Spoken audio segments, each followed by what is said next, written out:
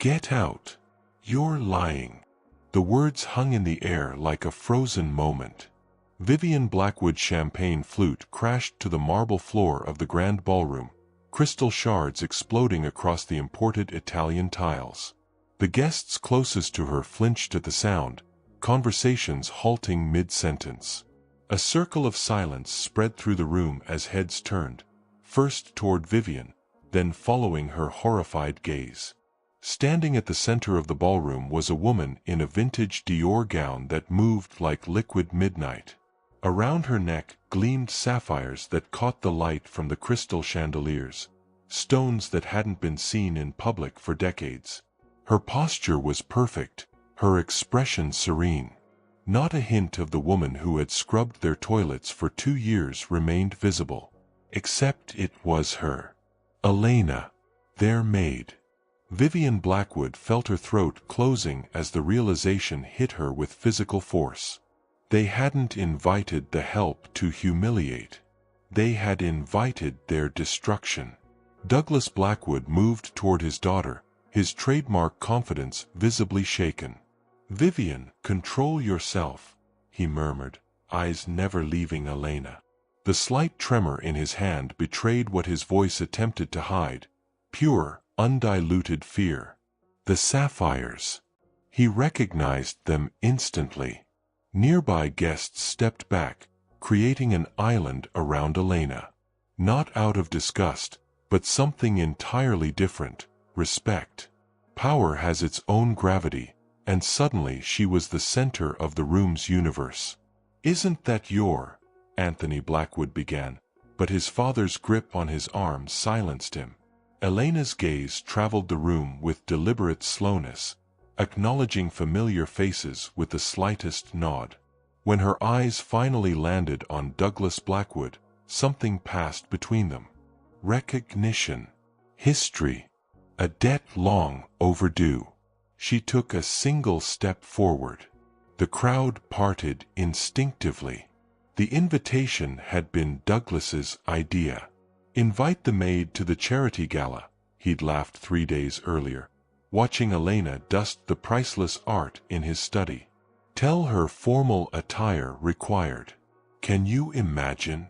She'll either not show, which proves she knows her place, or she'll show up in something tragically inappropriate. Either way, we win. Everyone had laughed. Elena had kept dusting, invisible as always. Now, Douglas Blackwood's face drained of color as Elena reached up and touched the sapphires at her throat, a gesture that seemed to physically pain him. "The Cortez collection," whispered an elderly woman nearby. "But that's impossible. They disappeared when Antonio—" Elena smiled, a gentle curve of lips that never reached her eyes. 2 years of cleaning up after the Blackwoods, hearing every conversation, seeing every document, witnessing every moral compromise. 2 years of being treated as furniture while she meticulously gathered evidence. 2 years of waiting for this exact moment. The perfect revenge wasn't served cold. It was served with precision. 3 society women who had previously mocked the help now stood frozen, champagne halfway to their lips, uncertain smiles plastered on their faces. They didn't know what was happening, but they recognized power shifting in the room. Social survival instincts kicked in, align with the ascendant force. Douglas Blackwood took 1 step backward, then another.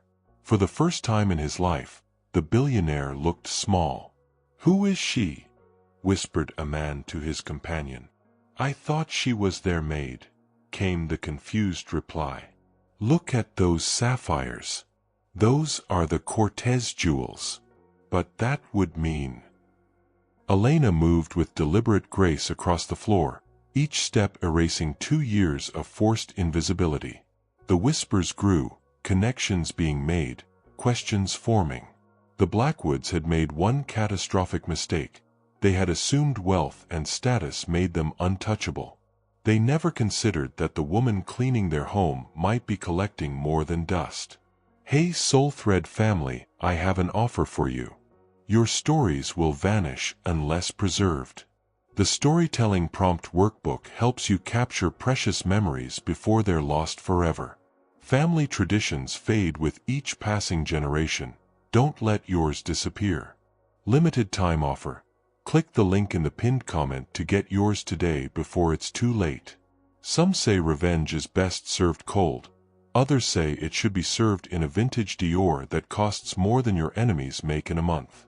If you believe the best revenge is becoming exactly what they said you never could be, subscribe to witness transformations that will leave your soul burning with satisfaction. The night had barely begun, and Elena Cortez, daughter of the man Douglas Blackwood had systematically destroyed, had waited 734 days for what would happen next. For 734 days, Rosalind Cortez had been invisible.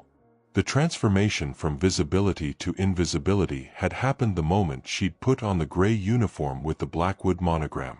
It was as if the simple act of stepping into domestic service had erased her humanity in their eyes. Rosalind unlocked her tiny apartment in the forgotten corner of the city, 18 miles and several economic strata away from the Blackwood estate. She hung her keys on the hook by the door, a small ritual of reclaiming herself. The space was modest but meticulously organized, walls lined with books that betrayed interests far beyond what the Blackwoods might imagine their cleaning girl possessed. She slipped out of her sensible shoes and peeled off the scratchy uniform, letting it fall to the floor in a heap. Unlike everything else in her carefully ordered life, this one item deserved no respect. 734 days, she whispered to herself, stepping into the shower, letting hot water wash away the residue of pretending to be less than she was. The memories played through her mind as they did each night. Douglas Blackwood, feet up on his Italian leather ottoman, phone on speaker as he casually discussed insider trading 3 feet from where she scrubbed his private bathroom toilet. The SEC doesn't have the manpower to investigate. Besides, we've got 2 board members in our pocket. His laughter had echoed against the marble as Rosalind had scrubbed harder, recording the entire conversation with the device hidden in her cleaning cart. Then there was Vivian, sprawled across her bed while Rosalind changed linens, chatting with friends. God, did you see what that cashier was wearing? Poor people have zero taste. Like, at least try to not look poor, you know. Her friends had cackled as Rosalind had smoothed the 1,000-count Egyptian cotton sheets, face expressionless despite the Harvard economics degree, the fluency in 5 languages, and the fortune that had once been hers, a fortune that predated the Blackwoods by more than a century. Fresh from her shower, Rosalind stood before her closet mirror. She was no longer the woman who lowered her eyes when the Blackwoods entered a room. No longer the shadow that moved along walls, collecting fingerprints and dust and secrets. Tonight, she was herself again. She ran her fingers across the vintage Dior that hung waiting. Her mother's dress. It still carried the faintest trace of Chanel No. 5, though her mother had been gone for 7 years now. "You'd be proud, Mama," she whispered, her voice breaking slightly. "I found it all. Every last bit of evidence."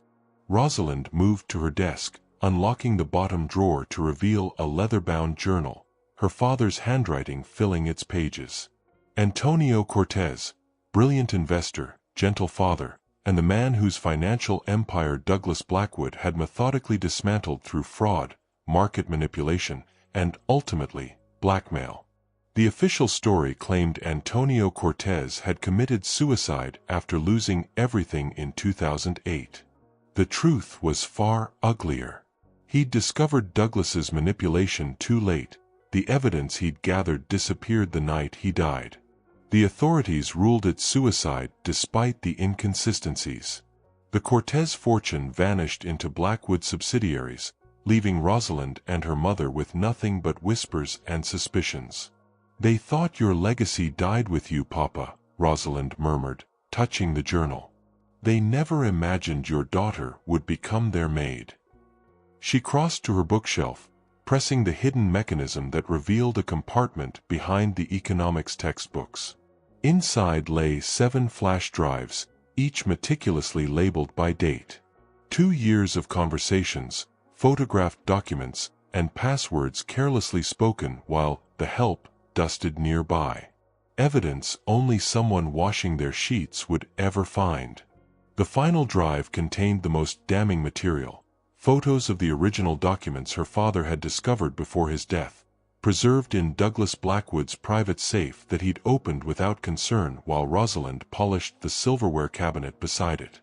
Being invisible had its advantages. People revealed themselves when they thought no one important was watching. She remembered the day Vivian had drunkenly confessed to a friend that her father had taken care of a problem investor years ago. The day Anthony Blackwood had casually mentioned his offshore accounts while Rosalind vacuumed under his desk. The day Mrs. Blackwood had sobbed on the phone about her husband's monstrosity and how he'd destroyed that poor man.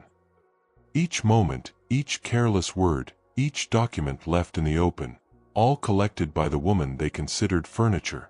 Rosalind slipped the sapphire necklace around her throat. The Cortez collection, thought lost when her father died, but secretly recovered from a Blackwood vault during a family vacation. The sapphires that had adorned her grandmother at state dinners, her mother at symphonies, and now her, at the moment of truth. She'd spent 2 years being exactly what they expected: silent, obedient, grateful for scraps. In their arrogance, they never wondered why a maid spoke 5 languages. Why she understood their financial discussions. Why she cleaned the study every Tuesday when Douglas met with his conspirators. The trap had been laid with such elegant precision that its victims had walked into it believing they were the hunters rather than the hunted. Everyone has moments where the world tries to make them feel small, invisible. But inside each of us lives the person we were meant to be before life happened. Subscribe if you believe reclaiming your power isn't about revenge, it's about remembering who you've always been. In 3 hours, Rosalind would walk into the Blackwood Charity Gala not as their maid, but as herself. The thought brought a smile to her lips as she applied her mother's lipstick. For 734 days, Rosalind Cortez had been invisible. Tonight, she would be impossible to ignore. 12 hours before the gala, Douglas Blackwood stood in his penthouse's grand hall, directing staff like a general before battle. The place card for Elena should be at the least desirable table, he instructed the event coordinator, who nodded obediently. Next to the kitchen doors, where the servers will constantly bump her chair. Vivian giggled, scrolling through her phone. I've already briefed my friends. We're going to take so many photos when she shows up in whatever tragic outfit she cobbles together. I'm thinking #servant fashion fail? Anthony Blackwood swirled his morning scotch, leaning against a marble column. Security has special instructions to watch her every move. If she touches anything valuable, they'll escort her out immediately, claim she was stealing. Genius, Douglas nodded approvingly. Eleanor, make sure the champagne we offer her has that special additive. Nothing harmful, just enough to ensure a visible stain when she inevitably spills it on herself. Eleanor Blackwood hesitated, discomfort flickering across her face before she nodded. 7 years of marriage to Douglas had taught her the cost of defiance. The beauty of it all, Douglas continued, examining the seating chart, is that she'll thank us for the invitation. These people always do, so pathetically grateful for any acknowledgement from their betters. 10 miles across the city, in a modest coffee shop with mismatched furniture, Rosalind sat across from Agent Teresa Hammond of the Financial Crimes Task Force. Everything's here, Rosalind said, sliding a sealed envelope across the table. Account numbers, transfer records, recorded conversations. 2 years of evidence proving Douglas Blackwood's systematic destruction of my father and at least 12 other families. Agent Hammond's eyes widened slightly. And you gathered all this while working as their maid, Rosalind finished, her voice steady. The perfect cover. When you clean someone's home, you become furniture. Background. They speak freely around you because they don't consider you human enough to understand or care. The agent nodded, tucking the envelope into her jacket. We'll have plainclothes officers at the event tonight. Once we confirm the final pieces, we move. 9 hours before the gala, Anthony Blackwood supervised the champagne station. This glass goes to the maid, he instructed the head server, indicating a flute with an almost invisible mark at its base. It's rigged to leak slowly once it's held for about 30 seconds. Should soak right through whatever cheap fabric she's wearing. Across town, in the service entrance of the Blackwood estate, Rosalind met with Carlos, the family's driver of 15 years. All the camera feeds from the cars will transmit directly to this secure server, Carlos explained, showing her his phone. Every conversation they've had about market manipulation, bribery, tax evasion, all documented during their commutes when they thought I couldn't hear through the partition. Rosalind squeezed his hand gratefully. Your daughter got her scholarship? Carlos nodded, eyes shining. Full ride to Stanford. Just like you arranged. The Blackwoods took educational opportunities from too many deserving children. It's time we restored what they stole. 6 hours before the gala, Vivian Blackwood tried on her 4th outfit, dissatisfied with each previous selection. None of these make enough of a statement, she complained to her stylist. I need to look untouchable tonight. When that pathetic maid sees me, I want her to understand the difference between us isn't just money. It's breeding, taste, everything. At that same moment, in the guest bathroom of the Blackwood estate, Maria, the weekend housekeeper, carefully removed the hidden camera she'd installed months earlier at Rosalind's request. Got it, she texted. Douglas's meeting with the SEC commissioner last week, every word recorded. Rosalind, organizing files in her apartment, smiled at the message. The network of invisible people she'd assembled over 2 years was flawless. Drivers, housekeepers, gardeners, servers, security guards. All had been mistreated by the Blackwoods. All had been waiting for justice.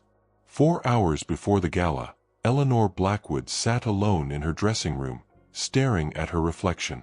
You've become someone you don't recognize, she whispered to herself, thinking of the champagne she'd doctored, the maid who cleaned her home with quiet dignity. For a moment, she considered warning Elena, then remembered the last time she'd defied Douglas. The bruises had taken weeks to fade.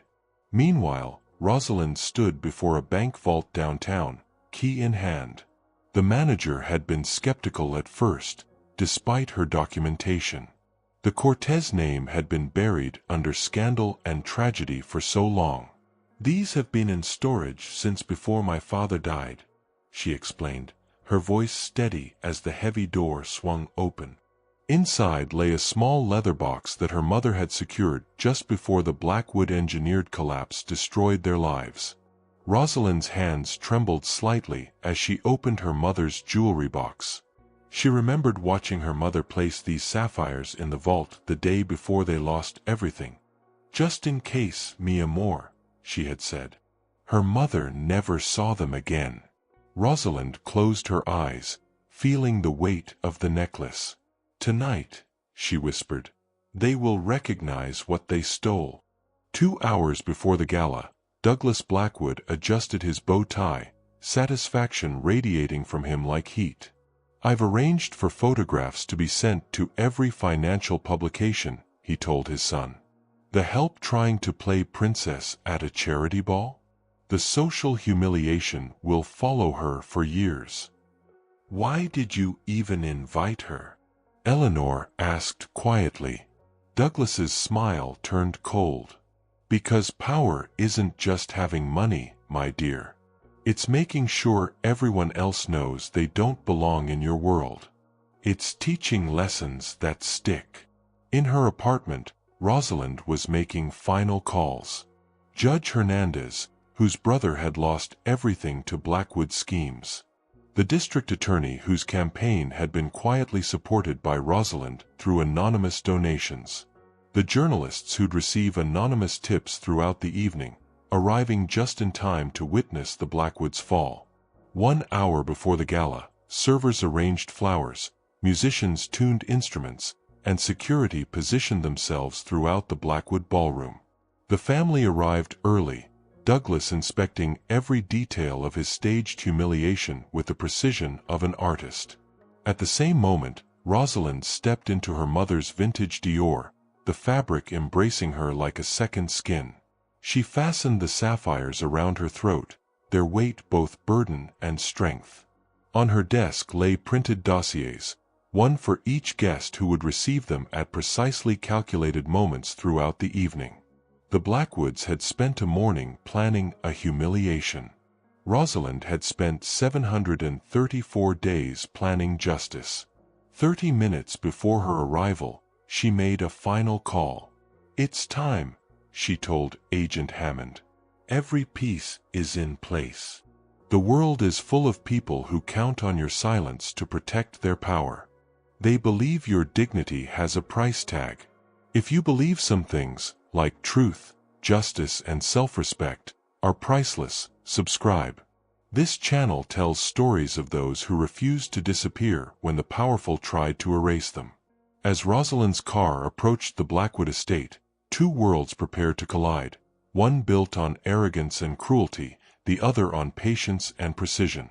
The chess game she'd been playing for 734 days was about to reach its final move. The Blackwoods expected a maid seeking validation. They would meet a reckoning instead. The final hour before the gala belonged to Rosalind alone. In her bathroom mirror, she faced the woman who had bent her head for 734 days. The woman who had murmured, "Yes, ma'am, and right away, sir," with practiced submission. The woman who had made herself small to become invisible. "Look up," she instructed her reflection firmly. Rosalind raised her chin, meeting her own eyes directly. For 2 years, she had trained herself to avoid eye contact with the Blackwoods, a survival mechanism that became habit. The maid always looked down. The help never challenged with a gaze. "You are Rosalind Cortez," she spoke to her reflection, voice gaining strength with each word. "Daughter of Antonio and Lucia Cortez. Harvard Economics. Fluent in 5 languages. Heir to a legacy that spans generations." She practiced the phrases she had carefully constructed for specific targets. For Judge Markinson, who had ruled in Douglas's favor despite glaring conflicts of interest, the Cortez Foundation always appreciated your father's integrity on the bench. Such a shame it wasn't hereditary. For Senator Wells, whose campaign Douglas had secretly financed, those offshore transfers are quite traceable when you know where to look. Each practiced sentence was a bullet in a chamber, ready to find its mark. Rosalind placed her hands flat on the bathroom counter, focusing on her breathing. In and out. Slow and controlled. Her therapist had taught her these techniques after her father's death, methods to manage panic attacks during those early days when grief and rage had threatened to consume her. Tonight, those same techniques would keep her heart rate steady when confronted.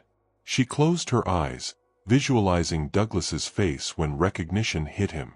The moment when power shifted. From a velvet-lined box, she withdrew her mother's earrings, small diamond drops that had escaped the liquidation when everything else was lost.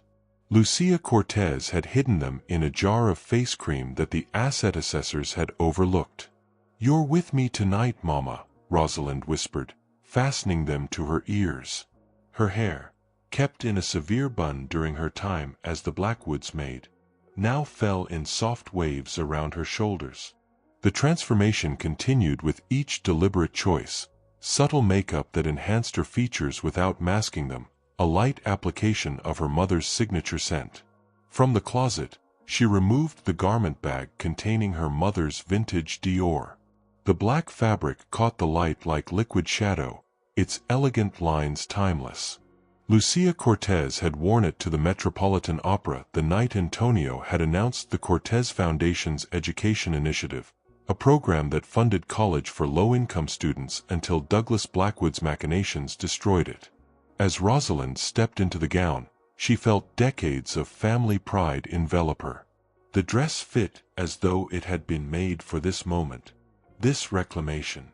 In her full-length mirror, the reflection staring back bore no resemblance to Elena the maid. Instead, she saw her mother's daughter, her father's heir, herself, complete, undiminished, powerful. The final element waited in its velvet box. The Cortez sapphires seemed to pulse with their own light as she lifted the necklace. 5 perfect blue stones, each surrounded by diamonds, linked by platinum crafted by artisans 3 generations ago. Her great-grandmother had worn them to receive a humanitarian award for funding hospitals during the Depression. Her grandmother had worn them to her inauguration as one of the first female bank executives in the country. Her mother had worn them the night she met Antonio Cortez at a charity gala not unlike tonight's event. As Rosalind fastened them around her neck, she completed more than a physical transformation. She reclaimed her lineage, her birthright, her power. She thought of all those who had helped her, the network of invisible people the Blackwoods had disregarded and mistreated. The housekeepers, drivers, gardeners, and servers who had gathered evidence alongside her, each carrying their own wounds inflicted by the family's casual cruelty. Tonight was for them too.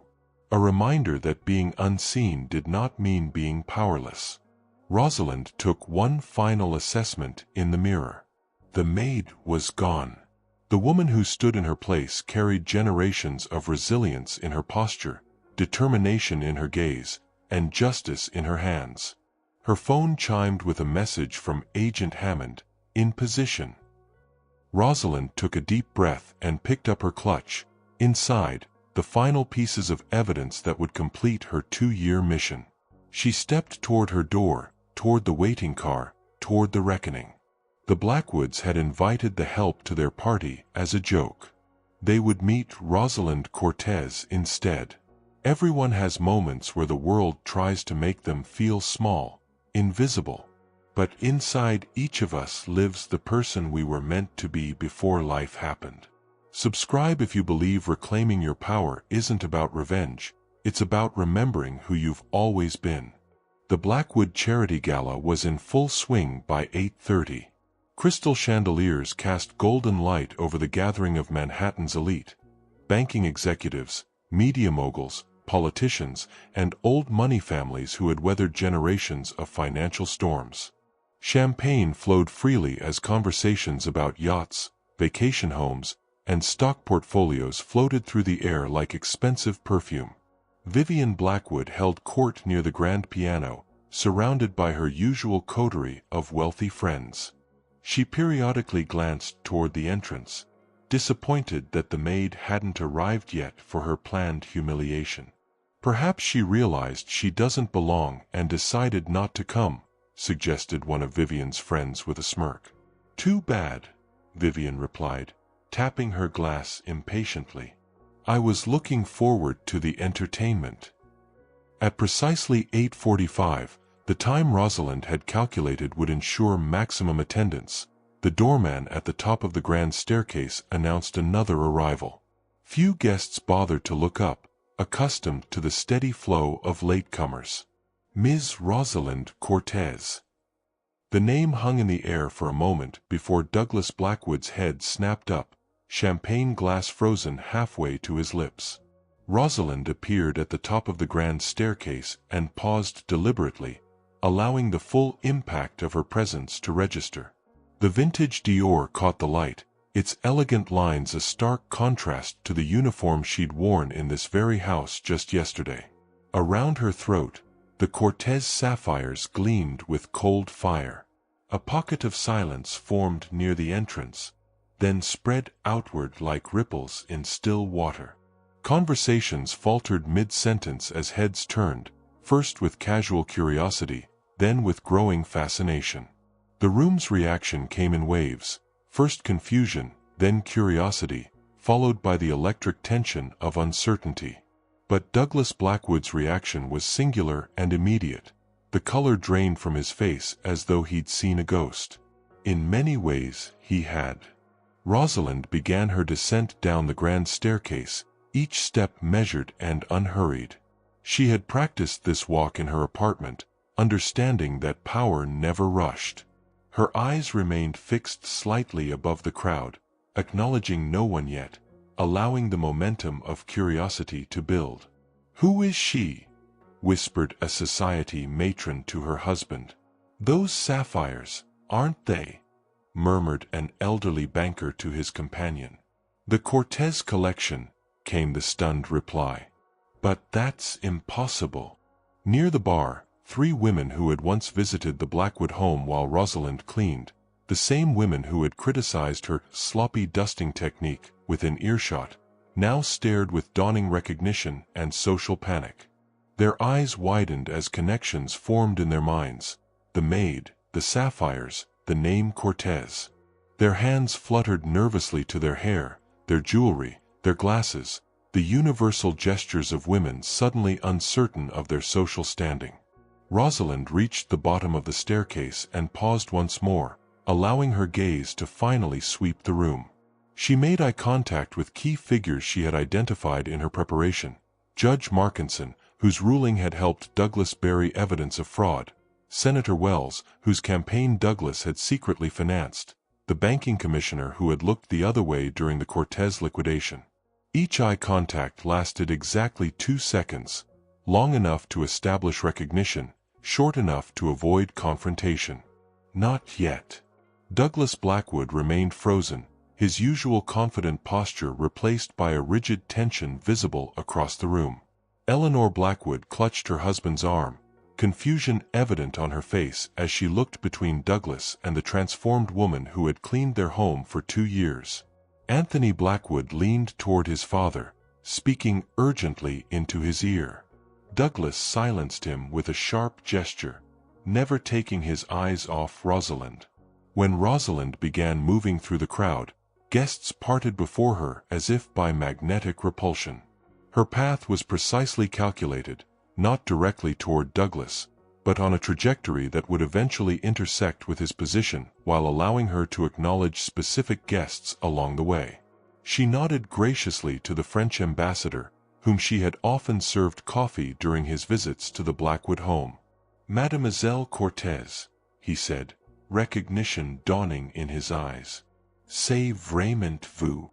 "Oui, monsieur l'ambassadeur," she replied in flawless French. "Quel plaisir de vous voir dans de circonstances plus formelles." The ambassador's eyebrows shot up in surprise as Rosalind continued her measured progress through the room. Vivian Blackwood stood with her mouth slightly open, champagne glass clutched so tightly her knuckles whitened.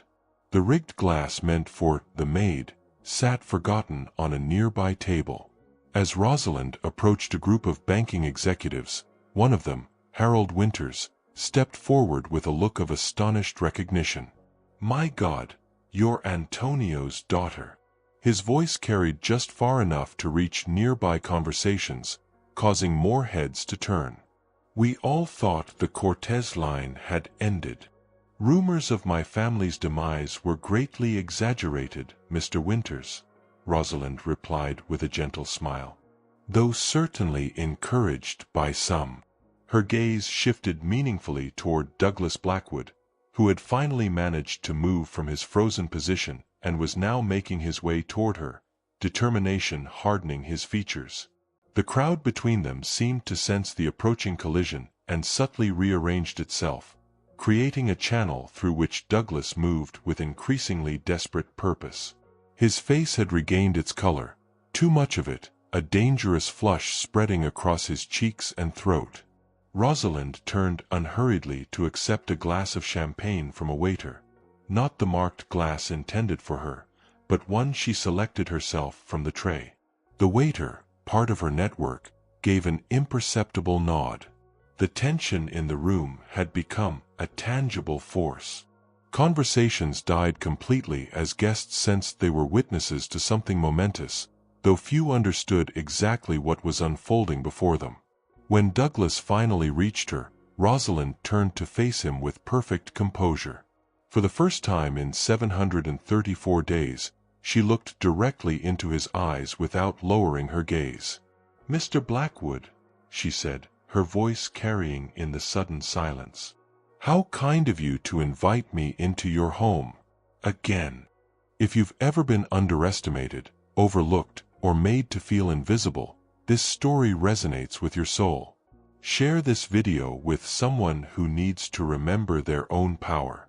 Subscribe to witness more moments where justice finds its perfect timing, because some stories deserve to be told, and some truths refuse to stay buried." Douglas Blackwood's face contorted into a pained smile as he struggled to maintain his composure. Before he could speak, Vivian pushed past her father, alcohol and arrogance fueling her confidence. "Elena," she announced loudly, her voice carrying deliberately across the surrounding conversations. "Let me show you where the restrooms are. I'm sure you must be confused by all these fancy fixtures since you usually just clean them." A ripple of uncomfortable laughter spread through Vivian's immediate circle of friends. She turned to them with a triumphant smirk, waiting for the humiliation to register on the maid's face.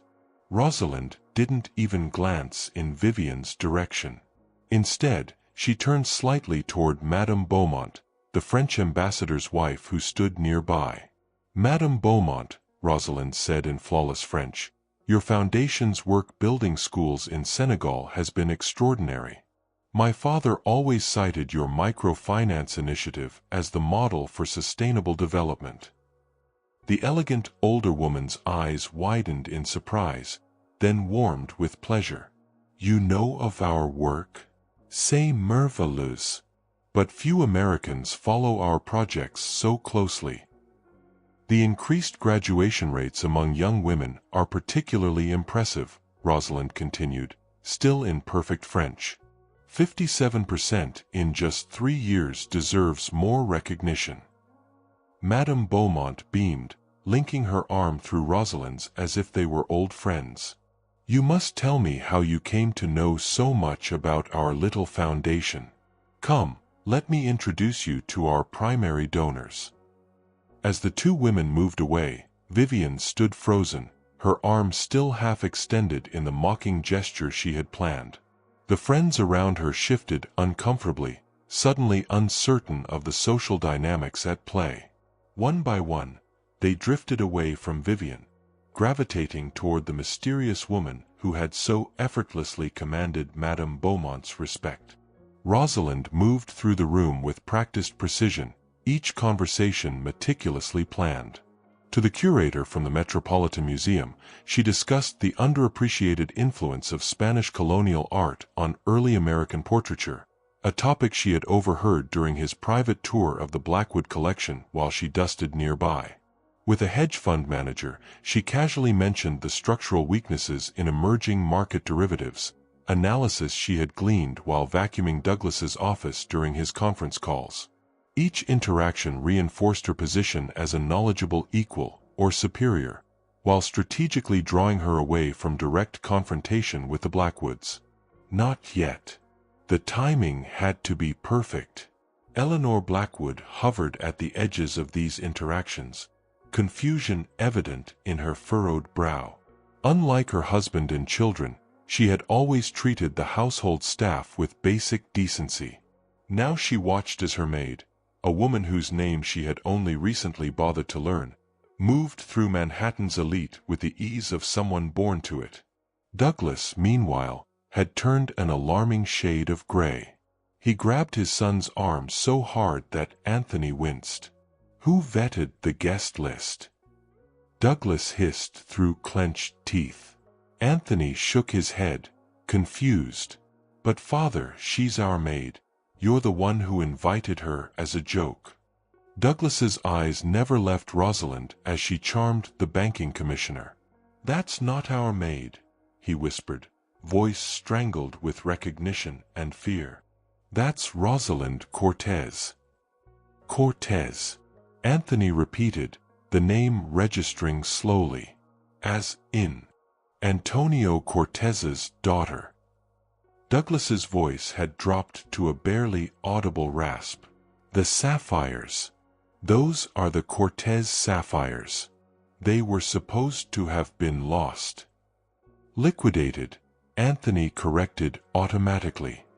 "Along with the rest of their assets after he—" "Shut up," Douglas snapped, cutting him off before he could finish the sentence. His eyes darted around the room, calculating. "Find your sister. Get her away from the bar and out of sight. Now." As Anthony hurried away, Douglas smoothed his features into a mask of confident control. The vulnerability of moments before disappeared beneath layers of practiced charm. He straightened his bow tie, took a fresh champagne flute from a passing waiter, and began moving purposefully toward Rosalind. Douglas Blackwood approached with the confidence of a man accustomed to commanding rooms, situations, and people.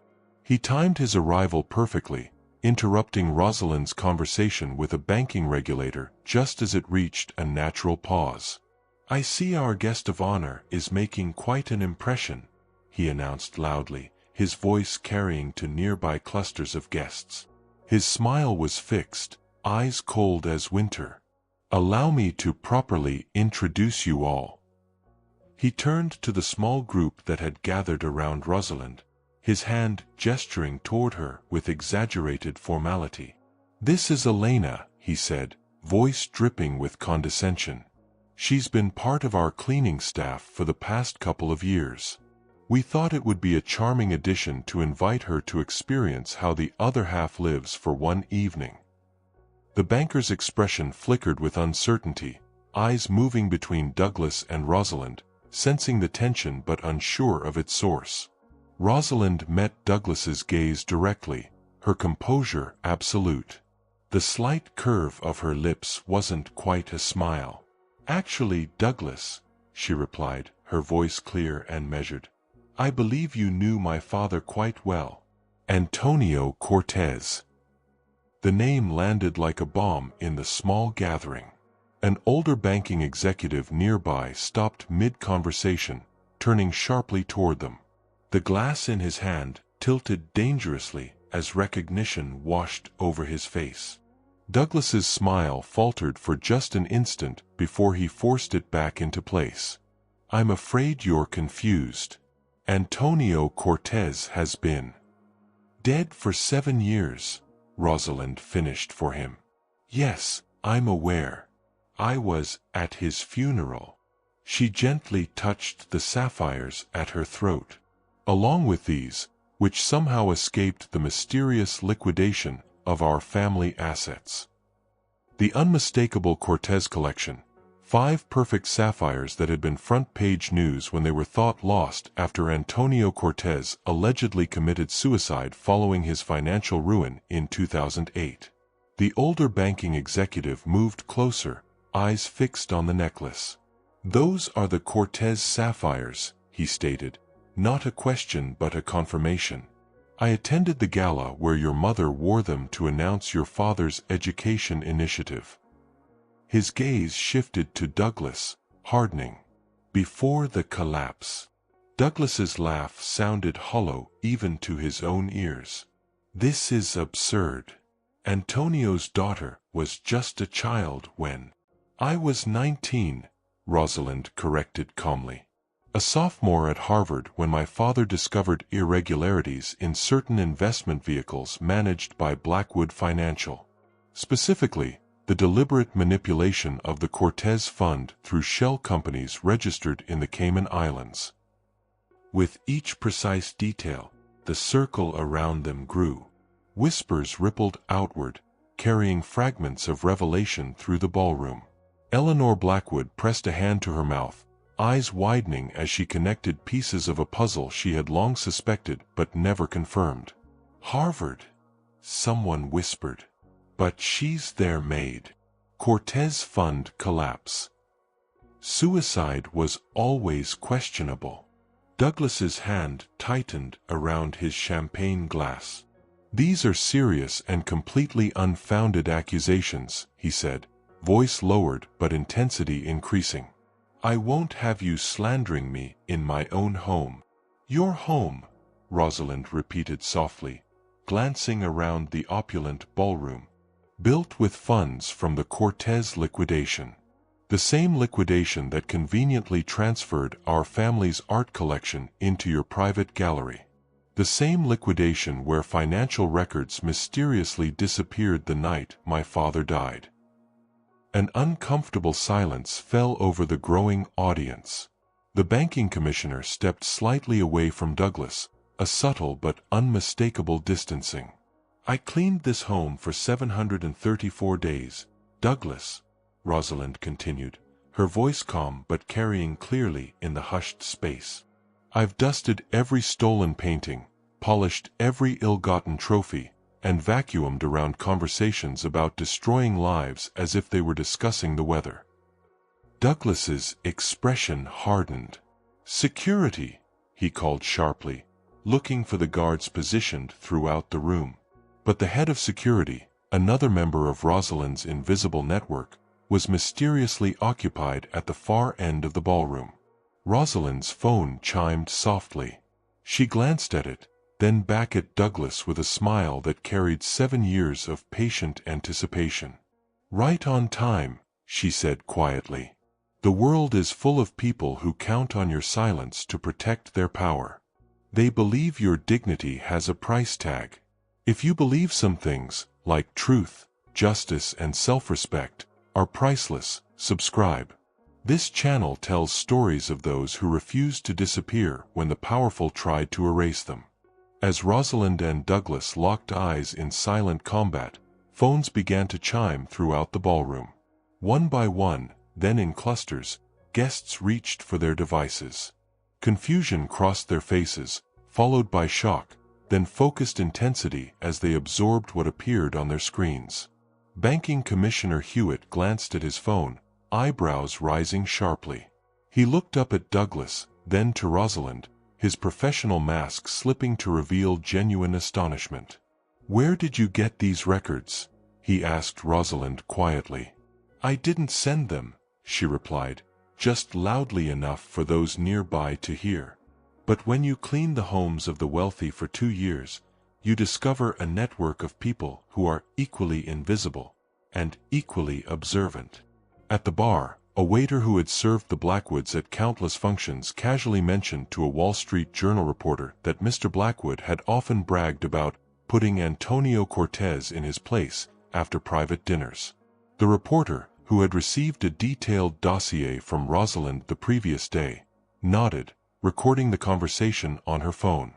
Near the entrance, Carlos, the Blackwoods driver of 15 years, quietly shared dashboard camera footage with a banking regulator. Footage showing Douglas openly discussing market manipulation while being driven to meetings.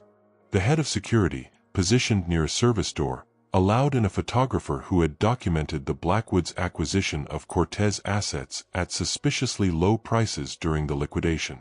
The photographer moved through the room, tablet in hand, showing time-stamped evidence to key guests.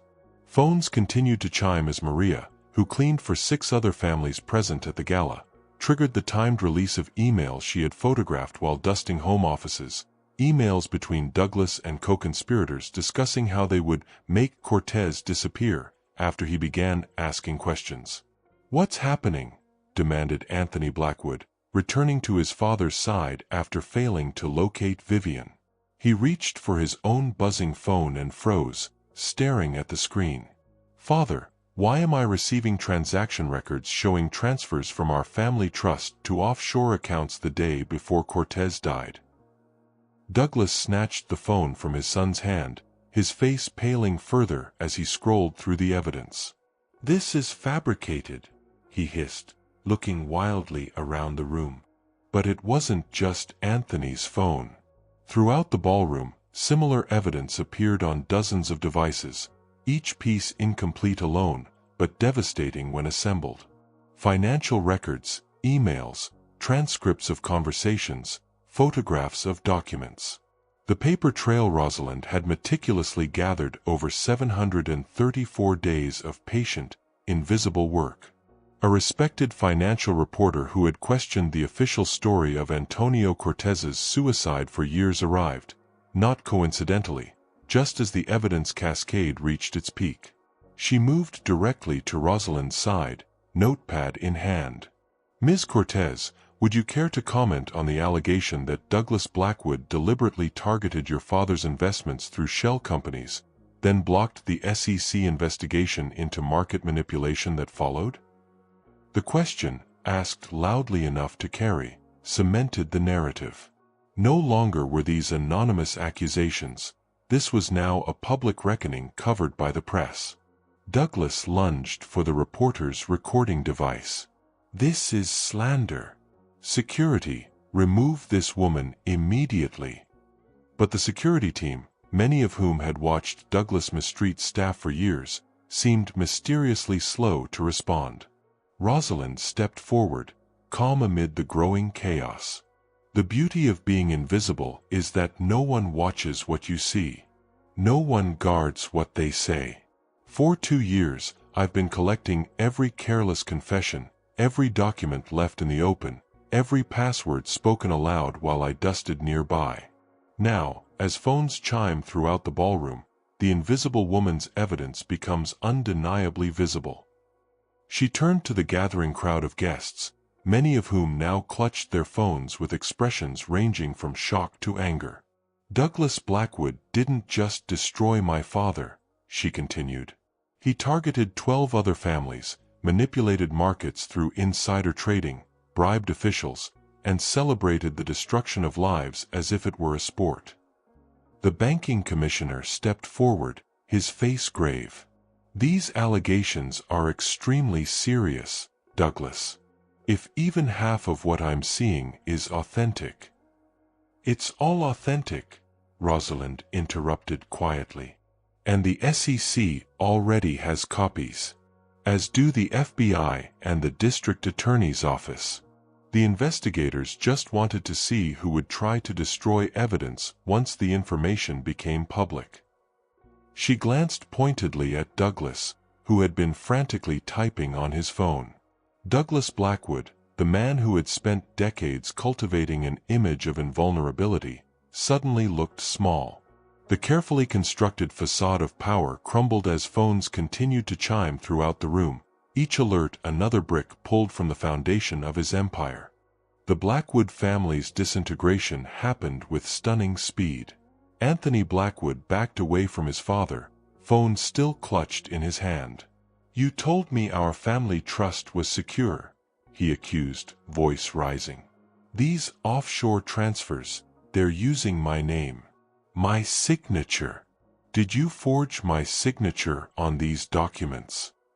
Douglas reached for his son's arm. "Anthony, don't be ridiculous. I was protecting our family's interests. Everything I did was illegal," Anthony finished, jerking away from his father's touch. "And you made me complicit." The realization hit him visibly, color draining from his face. "I could go to prison for this." Across the room, Vivian Blackwood, who had retreated to a corner after her failed attempt to humiliate Rosalind, was frantically dialing the family's lawyer. Guests nearby could hear her increasingly desperate voicemail messages. "Richard, it's Vivian. Call me immediately. There's a situation." "No, don't call Dad, call me directly. It's about the Cortez assets in my name. I need to know my legal exposure." With each panicked call, she revealed more details, unintentionally confirming parts of Rosalind's evidence to everyone within earshot.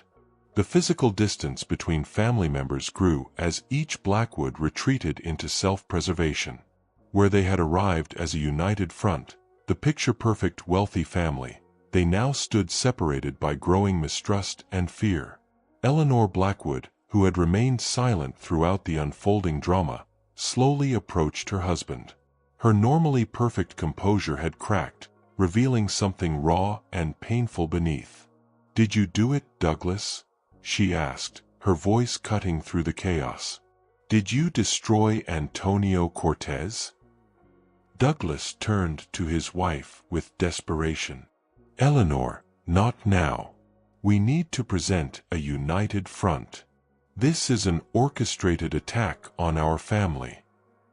"I've wondered for years," Eleanor continued as if he hadn't spoken. "The night Antonio died, you came home with his blood on your cuff. You said you'd tried to help him after he supposedly killed himself." The room grew quieter as guests strained to hear this new revelation. "You changed your shirt before the police arrived," Eleanor said, her voice gathering strength. "I found it later, hidden in your private bathroom. I told myself you were in shock, that you weren't thinking clearly. I told myself that for 7 years." Douglas's face contorted with rage and fear. "You're hysterical, Eleanor. These ridiculous accusations are affecting you." "I kept the shirt," Eleanor stated flatly. Douglas froze. Eleanor Blackwood stared at her husband of 30 years, seeing him clearly perhaps for the first time. "You always said Antonio was weak," she said, her voice carrying in the now silent room. "But it takes a special kind of weakness to build your fortune on broken lives, and an even greater weakness to believe it makes you strong." She turned to Rosalind with unexpected dignity. "I'm sorry. I suspected, but I chose comfort over truth. That makes me complicit too." As Eleanor moved away from her husband, joining the ranks of those who had distanced themselves from him, the Blackwood family's fracture was complete. Their solidarity, always based more on wealth and appearances than love, shattered under the weight of exposed truth. Anthony backed further away, already on the phone with his personal attorney. Vivian had slipped toward an exit, abandoning any pretense of family loyalty. Eleanor stood alone, separate from the husband she now realized she had never truly known. Douglas Blackwood, the man who had built an empire on others' destruction, now faced destruction himself, not from outside forces, but from the collapse of his carefully constructed familial facade. The truth that had remained hidden for so long now stood exposed. The Blackwoods were never a family united by love, but by convenience and complicity. And without the protection of shared secrets, that final illusion crumbled to dust. What keeps you awake at night? Is it the fear that your own family might splinter under pressure, or the worry that secrets from your past might someday surface? Share this video with someone who understands that real strength comes not from power over others, but from the courage to face truth, however uncomfortable. Subscribe to witness more moments where justice finds its voice after years of forced silence. The main doors to the ballroom swung open with practiced precision. Agent Teresa Hammond of the Financial Crimes Task Force entered first, flanked by 4 agents in dark suits. They moved with the quiet confidence of people who knew exactly why they were there and what they would find. Behind them came the district attorney himself, a deliberate choice that spoke volumes about the significance of the case. For Douglas Blackwood, whose political donations had bought him access to the highest levels of power for decades, the sight of these authorities in his home registered as a fundamental shift in the natural order. "What is the meaning of this?" he demanded, his voice betraying the first traces of genuine fear. "This is a private event. You have no right." "Mr. Blackwood," Agent Hammond interrupted calmly, "we have warrants for your arrest on charges of securities fraud, market manipulation, obstruction of justice, and conspiracy related to the death of Antonio Cortez." She turned to Rosalind with professional respect. "Ms. Cortez, thank you for your cooperation over these past months. Your undercover work has been invaluable." The revelation rippled through the room. Not a vengeful daughter's accusations, but a coordinated operation with federal authorities. The evidence on everyone's phones wasn't just damning, it was legally gathered, admissible, and devastating. Douglas's head snapped toward Rosalind, comprehension dawning. You planned this. All of it. For 2 years. 7 years, Rosalind corrected quietly. The first 5 were spent learning how you operated, how you protected yourself, how you hid evidence. The last 2 were spent gathering what was needed to bring you to justice. Douglas looked around desperately, searching for allies. His eyes landed on Senator Wells, with whom he had golfed just last weekend. "Richard," he called out, "this is a mistake. A misunderstanding. One call from you." Senator Wells deliberately turned away, moving to join a group across the room. One by one, Douglas watched as his so-called friends, beneficiaries of his generosity, partners in his success, distanced themselves physically and symbolically. "Douglas Blackwood," Agent Hammond continued, "you have the right to remain silent." As the Miranda rights were read, Anthony Blackwood was approached by another agent. Vivian, attempting to slip through a service exit, found her path blocked by 2 more officials. Their mother, Eleanor, stood apart from her family, already in quiet conversation with the district attorney. The ultimate humiliation for the Blackwoods wasn't being arrested. It was being arrested in their own home, at their own gala, surrounded by the elite society whose approval they had spent lifetimes cultivating. Douglas's wrists disappeared into handcuffs, the same wrists that had once been adorned with cufflinks made from gold extracted from a mine where workers died while he increased profits. "This won't stand," Douglas snarled as agents took his arms. "Do you know who I am?" "Who I know?" "Yes, Mr. Blackwood," Agent Hammond replied evenly. "We know exactly who you are. That's why we're here." As the Blackwoods were escorted toward the exit, the guests parted around them, creating a channel of judgment and shocked whispers. The family that had arrived that evening as Manhattan royalty now departed in disgrace. Rosalind remained, standing exactly where she had been, unmoved by the chaos around her. She hadn't raised her voice once, hadn't gloated or taunted. Her victory wasn't in humiliating the Blackwoods, it was in the restoration of truth. The banking commissioner approached her, extending his hand. "Ms. Cortez, I believe we have some matters to discuss regarding the restoration of your family's assets." Behind him came others, financial regulators, investors who had suspected Blackwood's dealings but never had proof, representatives from families who had suffered similar fates to the Cortezes. All now looked to Rosalind not with pity or condescension, but with respect. The woman who had entered as the help now stood at the center of a circle of power, not through cruelty or manipulation, but through patient pursuit of justice. As the last of the Blackwoods disappeared through the doorway, Rosalind finally allowed herself a small, private smile. Justice doesn't always arrive when or how we expect it. Sometimes it requires years of patience, strategic thinking, and the courage to be underestimated. If you believe in stories where dignity ultimately defeats arrogance, subscribe. Our next story reveals how a forgotten heir reclaimed not just his fortune, but his family's forgotten honor. 6 months later, Rosalind Cortez sat behind the mahogany desk in what had once been her father's office. The view of Manhattan spread before her, spring sunlight turning the skyscrapers into pillars of gold and glass. The nameplate on her door read, "Cortez Financial, restored to its rightful place in the financial district after years of absence." But while the name remained the same, the company's purpose had transformed. On her computer screen, Rosalind reviewed the quarterly report for their newest initiative, identifying and compensating families harmed by predatory financial practices.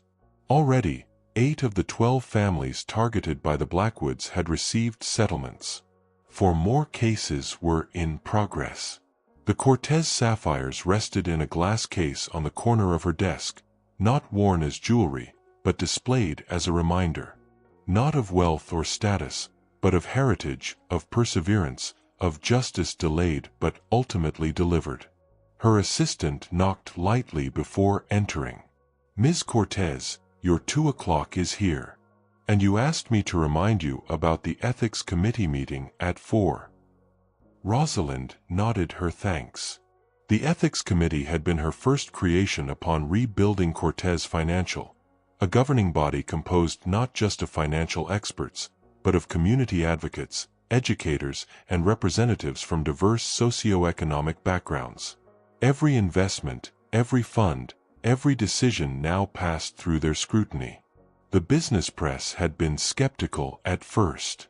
"Cortez brings conscience to capital," read one headline, more mocking than approving. But 6 months in, the results were speaking for themselves. Ethical investment wasn't just morally sound, it was proving remarkably profitable. As Rosalind prepared for her next meeting, she allowed herself a moment to reflect on the Blackwood's fate. Douglas awaited trial, bail denied after evidence suggested he might flee the country. His former friends and allies had abandoned him completely, many turning state's evidence to protect themselves. Anthony had accepted a plea deal, offering testimony against his father in exchange for a reduced sentence. His Harvard Business School degree had been revoked when evidence revealed his academic credentials were falsified through his father's donations. Vivian had avoided criminal charges but faced civil suits that stripped away most of her inheritance. Last Rosalind heard, she was living with relatives in Connecticut, her social media accounts dormant, her former friends mysteriously unavailable. Eleanor had filed for divorce the day after the gala. She now cooperated fully with authorities, having turned over documents that Douglas thought destroyed long ago, including the shirt she had mentioned, still bearing traces of what DNA testing confirmed was Antonio Cortez's blood. Rosalind closed the quarterly report and stood, moving to the window. Her reflection superimposed itself on the city beyond. No longer the invisible woman, no longer the maid who lowered her eyes and faded into the background. The greatest lesson of the past 7 years wasn't about revenge or even justice. It was about visibility, the power that comes from being seen as less than human, and using that invisibility to see everything. People reveal themselves completely when they think no one important is watching. The wealthy and powerful of Manhattan had learned this lesson at tremendous cost. Some, like Douglas Blackwood, would spend years in prison contemplating it. Others had quietly reformed their practices, suddenly mindful of the service workers in their homes and offices. Rosalind turned back to her desk, ready for her next meeting. The path forward wasn't about dwelling in the past, but about building something her father would have been proud of, a financial institution that lifted people up rather than standing on their backs. The sapphires caught the light, sending blue fire dancing across her desk, no longer buried in a vault or hidden around her throat, but visible to all who entered, a reminder that what seems lost can be reclaimed. Your story matters, whether anyone else sees its value yet or not. Like Rosalind, you carry generations of wisdom, struggle, and triumph within you. The Storytelling Prompt Workbook helps you preserve what might otherwise be lost forever. Your family traditions, wisdom, and experiences deserve to be remembered. Order now before another precious memory fades. Your grandchildren deserve to know who fought for them before they were born.